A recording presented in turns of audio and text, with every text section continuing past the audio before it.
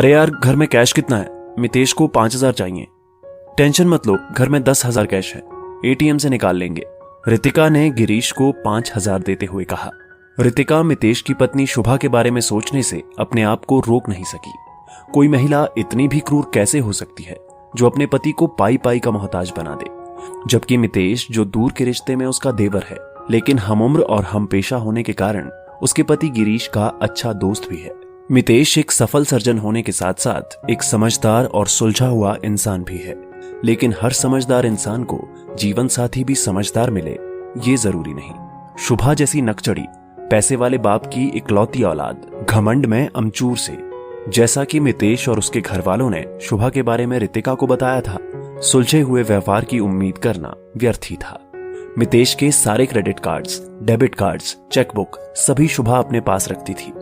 मितेश बता रहा था कि उसे हर एक खर्च का हिसाब शुभा को देना होता है। यदि गलती से भी वो एक पैसा भी अपने माँ बाप या भाई बहन पर खर्च कर दे तो शुभा पूरा घर सर पर उठा लेती है। रितिका भी शुभा से 1-2 बार मिली थी, लेकिन उसे शुभा हमेशा एक सामान्य लड़की ही लगी। उसने गिरीश को बोला भी कि मुझे तो शुभा एक अच्छी और समझदार लड़की ही लगती है। गिरीश के विचार में हाथी के दांत दिखाने के कुछ और, खाने के कुछ और ही होते हैं। रितिका की सासू माँ का भी यही कहना था कि शुभा के पास जाकर तो कोई रुक भी नहीं सकता। उसे ससुराल के लोग घर पर फूटी आंख नहीं सुहाते। कोई आ जाए तो खाना तो दूर की बात है, चाय पानी तक नहीं पूछती। बेचारा कोई रात को रुक जाए तो खुद सबसे पहले कमरे में जाकर सो जाती है। आने वाला खुद या फिर बेचारा मितेश हॉस्पिटल से आने के बाद व्यवस्था करता है। रितिका ने महसूस किया कि जहां पर भी बहुओं की बात चलती वहां शुभा पुराण जरूर शुरू हो जाता। रितिका ने भी सबकी सुनी सुनाई बातों के आधार पर शुभा की एक छवि गढ़ ली थी। वैसे भी लोग किसी के बारे में राय बनाने में जरा भी देर नहीं लगाते, और अगर वो कोई लड़की है तो गति कुछ ज्यादा ही तीव्र होती है। पढ़ी लिखी और कामकाजी रितिका भी उसी समाज का एक हिस्सा थी, तो उसने भी शुभा के लिए एक राय बना ही ली थी, जबकि उसका अनुभव इससे भिन्न था। रितिका की राय कभी परिवर्तित भी नहीं होती अगर उसे एक सेमिनार में भाग लेने शुभा और मितेश के शहर नहीं जाना पड़ता।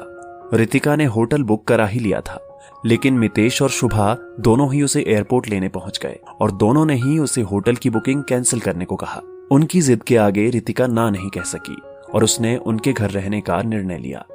शुभा के साथ समय व्यतीत करने पर रितिका ने जाना कि शुभा एकदम सिंपल लड़की है।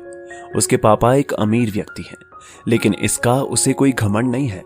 वास्तव में अमीर बाप की बेटी होने के कारण ही मितेश तथा उसके घर वालों ने शुभा को शादी के लिए चुना था। उन्होंने बाकायदा शुभा के पापा से एक मोटी रकम दहेज के रूप में भी लिए थे।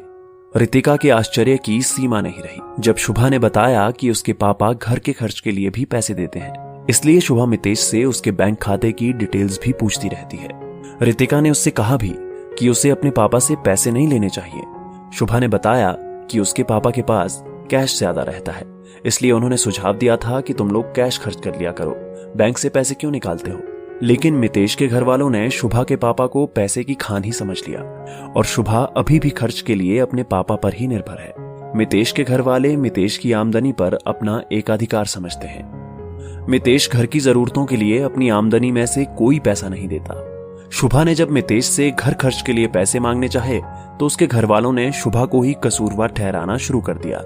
शुभा की बेटी अभी छोटी है, इसलिए घर के काम करने के लिए उसे समय नहीं मिल पाता। ससुराल से कोई आता है तो ना तो उसकी बेटी को कोई रखता है और ना ही घर के काम में मदद करता है, इसलिए उसे कभी कभी मेहमानों के लिए बाहर से ही खाना मंगवाना पड़ता है। उसकी समस्या को ना समझकर अपने लालच के कारण उसे सबने कामचोर, नकचड़ी, घमंडी आदि ना जाने क्या क्या तमगे दे दिए। सबसे ज्यादा तकलीफ तो उसे इस बात की होती है कि मितेश ने कभी भी अपने घर वालों का विरोध नहीं किया। तस्वीर का दूसरा पहलू देखने के बाद रितिका को अपनी सोच पर शर्मिंदगी हुई। उसने शुभा को समझाया कि अपने पापा से कुछ दिन के लिए पैसे लेना पूरे तरीके से बंद कर दो, अपने लिए खड़े होना शुरू करो।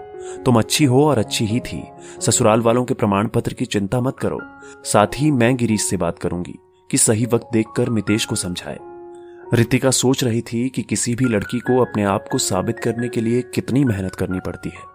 पग पग पर लोग उनको लेकर राय बनाते रहते हैं और तमगे देने के लिए तैयार रहते हैं। रितिका भी तो खुद कई बार इन तमगों के कारण गलत बातों का विरोध नहीं कर पाती, लेकिन रितिका आज समझ गई थी कि तमगा दी गई अधिकांश लड़कियां अच्छी ही होती हैं।